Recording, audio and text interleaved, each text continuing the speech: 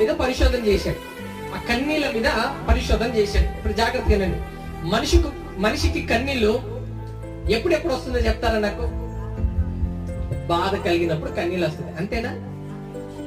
సంతోషం కలిగినప్పుడు, ఆనందం కలిగినప్పుడు కూడా కన్నీళ్ళు వస్తాయి. ఇంకొక సందర్భంలో కూడా కన్నీళ్ళు వస్తాయండి. ఎప్పుడో తెలుసా? ఉల్లిపాయలు కోసేటప్పుడు.